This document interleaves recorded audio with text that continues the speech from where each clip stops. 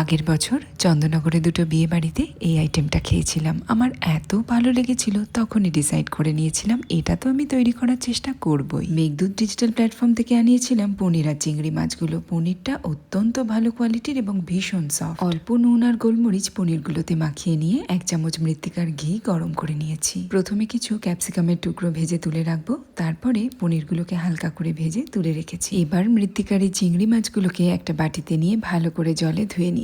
তারপরে নুন আর গোলমরিচ মাখিয়ে 10 মিনিট রেখে দিয়েছি। কড়ায় আরেকটু ঘি গরম করে রসুন ফোড়ন দিয়ে চিংড়ি মাছগুলোকে দিয়ে দিতে হবে। তারপরে চিলি ফ্লেক্স দিয়ে খানিকক্ষণ ফ্রাই করে নিতে হবে। গ্রেভির জন্য সাদা তেল এবং ঘি গরম করে গোটা গোলমরিচ এবং জিরে ফোড়ন দিয়েছি। এবারে সেদ্ধ করে রাখা পেঁয়াজ, আদা, রসুন, কাঁচা লঙ্কা এবং কিছুটা সাদা তিল দিয়ে একটা মিহি পেস্ট বানিয়ে নিতে হবে। সাদা তিলের বদলে তোমরা যে কোনো বাদাম ব্যবহার করতে পারো। মশলা কিছুক্ষণ কষানো হয়ে গেলে ফেটিয়ে রাখা টক দই, ধনের গুঁড়ো, জিরের গুঁড়ো, লঙ্কার গুঁড়ো, পরিমাণ মতো নুন এবং চিনি দিয়ে রান্না করে নিতে হবে। মশলা থেকে তেল বেরোনো শুরু হলে ভেজে রাখা চিংড়ি মাছ, পনির, ফ্রেশ ক্রিম এবং অল্প জল দিয়ে 5 থেকে 6 মিনিট রান্না করে নিতে হবে। রান্না শেষ করার আগে কসুরি মেথি, গোলমরিচের গুঁড়ো, গরম মশলার গুঁড়ো, ভেজে রাখা ক্যাপসিকাম এবং আর একটু ঘি দিয়ে দেব। একদম বিয়ে বাড়ির মতো প্রন পনির ঘি মশলা কিন্তু তৈরি হয়ে গেছে। এবারে রুমালি রুটি বা পরোটার সাথে ঝটপট পরিবেশন করে ফেলো এবং তোমাদের পছন্দের প্রোডাক্টসগুলো অর্ডার করে দাও মেঘদূত ডিজিটাল প্ল্যাটফর্ম থেকে।